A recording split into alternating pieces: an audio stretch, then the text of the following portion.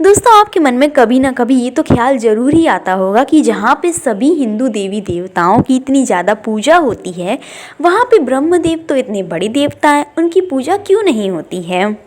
आपने आज तक हो सकता है इसके पीछे की बहुत सी कहानियाँ सुनी हो, लेकिन चलिए आज जानते हैं इसके पीछे की हकीकत, आखिर क्यों नहीं होती है ब्रह्मदेव की पूजा। तो स्वागत है आपका मेरे चैनल हेमंतिका गुप्ता में। कई बार ऐसी स्थितियां बन जाती हैं जब सच बोलना मुश्किल लगता है और लोग झूठ बोल देते हैं।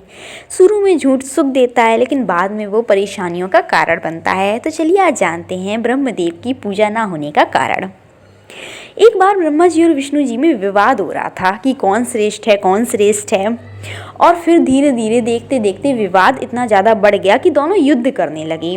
यहाँ तक कि एक दूसरे पर दिव्यास्त्रों से वार तक करने लगे। दोनों देवताओं का युद्ध देखकर अन्य देवता बहुत ज़्यादा घबरा गए। सभी देवता भगवान शिव जी के पास पहुँचे और देवताओं ने भगवान शिव से कहा कि आप इन दोनों को जल्दी से रोक लें, अन्यथा सृष्टि के लिए संकट खड़ा हो जाएगा।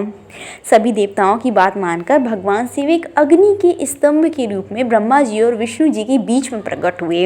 फिर उस स्तंभ से आवाज़ आई कि आप दोनों में से जो कोई भी इस स्तंभ का छोर खोज लेगा वही श्रेष्ठ होगा।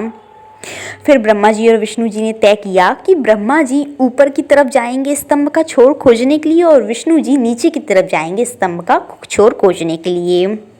इस तरह से ब्रह्मा जी स्तंभ के ऊपरी भाग में और विष्णु जी नीचे वाले हिस्से में गए। जब विष्णु जी को स्तंभ का छोर नहीं मिला तो वे लौट आए, लेकिन दूसरी तरफ ब्रह्मा जी ने खुद को श्रेष्ठ साबित करने के लिए एक योजना बनाई।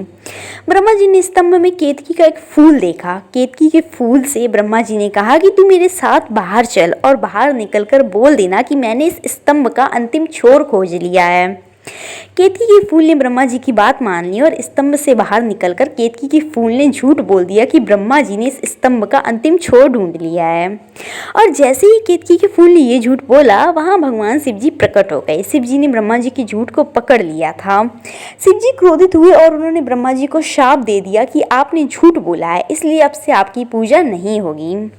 लेकिन विष्णु जी ने भगवान शिव जी से श्राप वापस लेने के लिए कहा। तो शिव जी ने उनकी बात को मानते हुए कहा कि अब से यज्ञ में ब्रह्मा जी को गुरु के रूप में स्थापित किया जा सकेगा। तो ब्रह्मा जी के बाद शिव जी ने केतकी के फूल से भी कहा कि तूने झूठ में साथ दिया और झूठ बोला है, इसलिए अब से तू भी मेरी पूजा में वर्जित रहेगा। तो यही कारण है कि ब्रह्मा जी की आज तक खास तौर पे पूजा नहीं होती है। अगर आपको मेरी जानकारी अच्छी लगी हो तो कमेंट में हर हर महादेव जरूर लिखिए।